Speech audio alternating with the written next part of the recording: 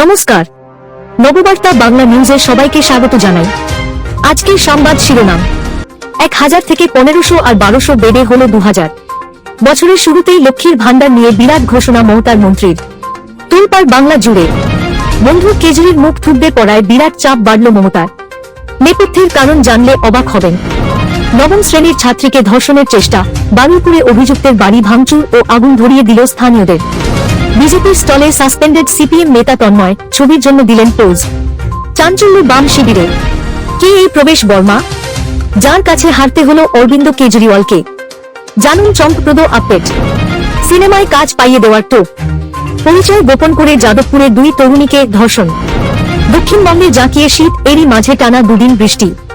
আজকে কোন কোন জেলা ভিজবে জানুন আবহাওয়ার খবর।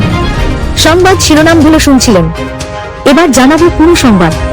প্রতিদিনের খবরের টাটকা আপডেট পাওয়ার জন্য আমাদের নববার্তা ইউটিউব চ্যানেলটিকে সাবস্ক্রাইব করুন। আসছে বিস্তারিত খবরে। বছর ঘুরলেই বিধানসভা নির্বাচন। তার আগে আগামী 12 ফেব্রুয়ারি বুধবার রাজ্যের বাজেট পেশ হবে। তৃতীয়বার মমতা সরকারের শেষ পূর্ণাঙ্গ বাজেটের দিকে নজর সকলের। এবারের বাজেটে একাধিক সামাজিক প্রকল্পের পাশাপাশি লক্ষ্মীর ভান্ডার প্রকল্পে অনুদান বৃদ্ধির জোরালো সম্ভাবনা রয়েছে। এবার সেই ইস্যুতেই বড় মন্তব্য করলেন মমতার মন্ত্রী। উদয়ন গুহর কথায়, এবারে লক্ষ্মীর ভান্ডারের ভাতা 1000 থেকে 1500 আর যারা 1200 পান তাদের ক্ষেত্রে 2000 টাকা করা হচ্ছে।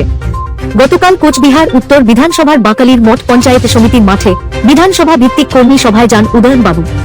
সেখানেই মঞ্চে দাঁড়িয়ে দাপুটে তৃণমূল নেতা বলেন, মন্ত্রী হিসেবে নয়, কোনো নেতা হিসেবে নয়, একজন সাধারণ তৃণমূল কংগ্রেসের কর্মী হিসেবে আমি মমতা ব্যানার্জিকে চিনি এবং জানি। আমি গ্যারান্টি দিয়ে বলতে পারি মমতা ব্যানার্জি চতুর্থবার মুখ্যমন্ত্রী হবেন।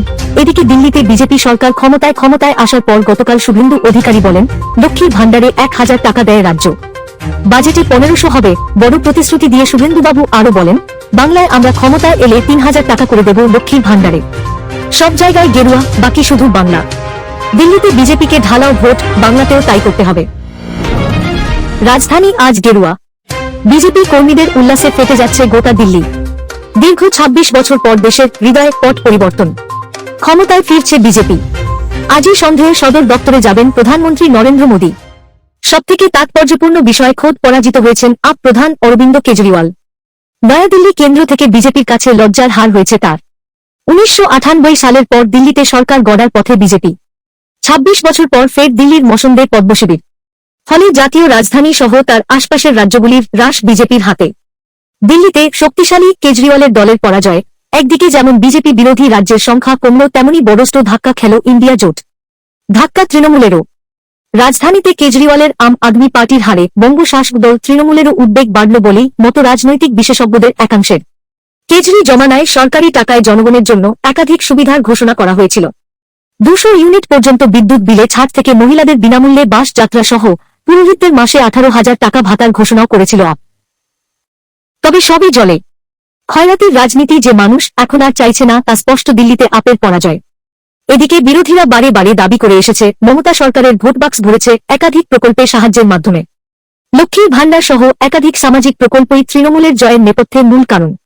তাই এই প্রেক্ষাপটে তৃণমূলেরও কিছুটা বাড়তি চাপ রয়েছে বলে মতো রাজনৈতিক বিশেষজ্ঞদের একাংশের। এদিকে দিল্লির মসন্দে বিজেপি আসতেই নতুন করে অক্সিজেন পেয়েছে বঙ্গ বিজেপি নেতৃত্ব।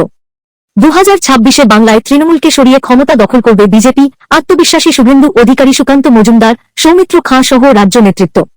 যদিও পাল্টা তৃণমূলের দাবি, এবারেও হবে মমতারাজ। দিল্লিতে বিজেপির জয় প্রসঙ্গে তৃণমূলের রাজ্য সাধারণ সম্পাদক কুণাল ঘোষ অবশ্য সাফ জানালেন, দিল্লির ভোটের ফলাফলের কোনো প্রভাব বাংলায় পড়বে না। চতুর্থবারের জন্য মুখ্যমন্ত্রী হবেন মমতা।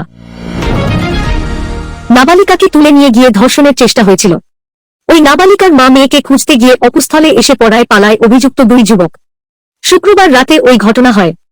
পরে আজ শনিবার এক অভিযুক্তের বাড়িতে হামলা চালায় স্থানীয়রা। ভাঙচুর চালিয়ে আগুনও ধরিয়ে দেওয়া হয়।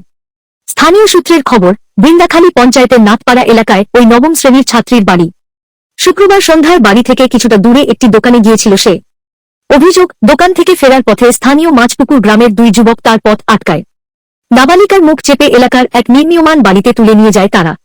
এলাকায় একটি অনুষ্ঠানে মাইক বাজছিল, সেজন্য নাবালিকার চিৎকার কারো কানে যায়নি। এদিকে মেয়ে না ফেরায় মা খুঁজতে বেরিয়েছিলেন এলাকায়। ওই নির্মীয়মান বাড়ির সামনে এলেই মেয়ের গলা শুনতে পেয়ে যান তিনি।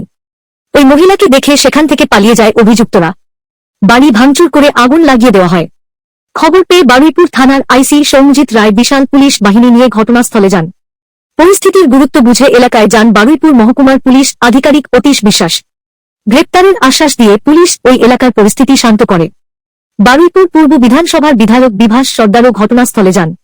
উত্তেজনা থাকায় এলাকায় বসানো হয়েছে পুলিশ পিকেট। মোতায়েন রয়েছে ড্যাফ। ওই দুই অভিযুক্তের খোঁজে পুলিশ তল্লাশি চালাচ্ছে। শনিবার দুপুরে সিপিএমের সাসপেন্ডেড নেতা তন্ময় ভট্টাচার্যকে দেখা গেল কলকাতা বইমেলায় বিজেপির বুকস্টলে। সেখানে ঘণ্টাখানেক ছিলেন তিনি।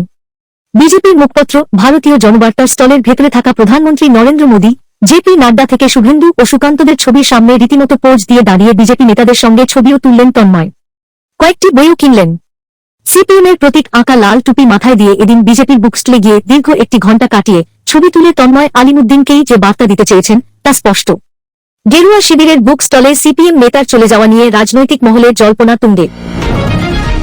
দিল্লির নির্বাচনী ময়দানে এক বিরাট রাজনৈতিক চমক। রাজধানীর নয়াদিল্লি বিধানসভা আসনে মুখ্যমন্ত্রী অরবিন্দ কেজরিওয়ালকে পরাজিত করে ঐতিহাসিক জয় পেয়েছেন বিজেপি নেতা প্রবেশ সাহিব সিংহ বর্মা। গণনা চলাকালীন প্রতিদ্বন্দ্বিতা বেশ হাড্ডাহাড্ডি ছিল। কখনো কেজরিওয়াল এগিয়ে যাচ্ছিলেন, কখনো প্রবেশ। শেষ পর্যন্ত প্রবেশই জয় নিশ্চিত করেন। এই আসনে কংগ্রেসের প্রার্থী হিসেবে প্রতিদ্বন্দ্বিতা করেছিলেন সন্দীপ দীক্ষিত। প্রভাবশালী রাজনৈতিক পরিবারের সদস্য প্রবেশ বর্মার বাবা ছিলেন দিল্লির প্রাক্তন মুখ্যমন্ত্রী ও বিজেপি নেতা সাহিব সিংহ বর্মা। তাঁর কাকা আজাদ সিংহ রাজনীতির সঙ্গে যুক্ত ছিলেন এবং 2013 সালে বিজেপির প্রার্থী হিসেবে মুন্ডুকা বিধানসভা আসনে প্রতিদ্বন্দ্বিতা করেছিলেন। 2025 সালের দিল্লি নির্বাচনের আগে প্রবেশ বর্মা কেজরিওয়াল হটাও, দেশ বাঁচাও নামে প্রচার শুরু করেন। এই প্রচারে তিনি আম আদমি পার্টির প্রশাসনের ব্যর্থতার কথা তুলে ধরেন। দিল্লির বায়ুদূষণ, মহিলাদের নিরাপত্তা এবং নাগরিক পরিকাঠামোর উন্নয়ন নিয়ে তিনি কেজরিওয়াল সরকারের তীব্র সমালোচনা করেন।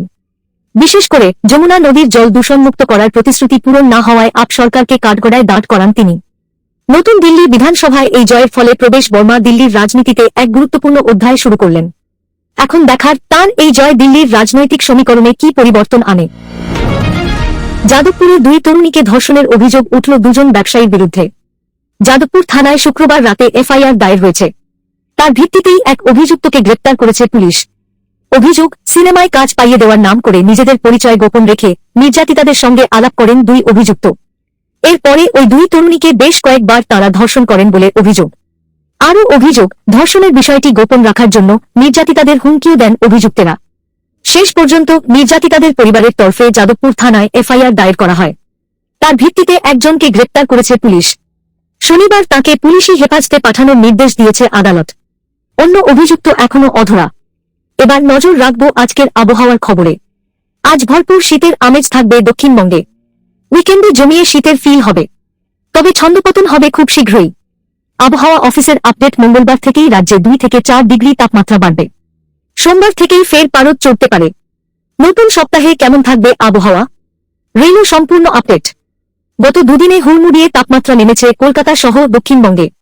আবহাওয়া দপ্তর সূত্রে খবর, গাঙ্গেয় পশ্চিমবঙ্গের জেলাগুলিতে সর্বনিম্ন তাপমাত্রা কিছুটা কমতে পারে, তবে আগামীকাল থেকে বদলে যাবে পরিস্থিতি। মঙ্গলবার থেকে দক্ষিণবঙ্গের জেলাগুলিতে সর্বনিম্ন তাপমাত্রা 2 থেকে 3 ডিগ্রি করে বাড়তে পারে। তার সাথেই কলকাতা থেকে উধাও হবে শীত। এবারই শীত সেভাবে পড়তেই পারেনি দক্ষিণবঙ্গে। শীতের পথে বাধা হয়েছে একের পর এক পশ্চিমী ঝঞ্ঝা। তবে বর্তমানে পশ্চিমী ঝঞ্ঝার বাধা কেটে যাওয়ায় উত্তরে হিমালয় থেকে শীতল হাওয়া রাজ্যে ঢুকছে আর পারদ পতন হয়েছে। তবে নতুন সপ্তাহ থেকেই সমানে তাপমাত্রা বাড়তে শুরু করবে। শীতের আমেজ কার্যত উধাও হবে। আগামী 3 দিন দক্ষিণবঙ্গের কোথাও বৃষ্টির সম্ভাবনা নেই। কলকাতা, হাওড়া, হুগলি, উত্তর 24 পরগনা, দক্ষিণ 24 পরগনা, পূর্ব মেদিনীপুর, পশ্চিম মেদিনীপুর, ঝাড়গ্রাম, পুরুলিয়া, বাঁকুড়া, পূর্ব বর্ধমান, পশ্চিম বর্ধমান, বীরভূম, মুর্শিদাবাদ এবং নদিয়া দক্ষিণবঙ্গের সব জায়গায় শুষ্ক আবহাওয়া বিরাজ করবে। উত্তরে অবশ্য বৃষ্টির পূর্বাভাস জারি করেছে হাওয়া অফিস। আজ আগামী বৃষ্টিপাতের সম্ভাবনা কালিম্পং জেলায়। সোমবার দার্জিলিংয়ের পার্বত্য এলাকায় বৃষ্টি হতে পারে। দার্জিলিং, জলপাইগুড়ি, কোচবিহার এবং উত্তর দিনাজপুর সহ অধিকাংশ জেলায় কুয়াশার প্রভাব থাকবে। পরবর্তী সংবাদ দেখার আমন্ত্রণ জানিয়ে এখনকার মতো শেষ করছি। নববার্তা বাংলা সংবাদ দেখতে এবং অথেন্টিক টাটকা খবরের জন্য চ্যানেলটিকে সাবস্ক্রাইব করে রাখুন। ধন্যবাদ সবাইকে।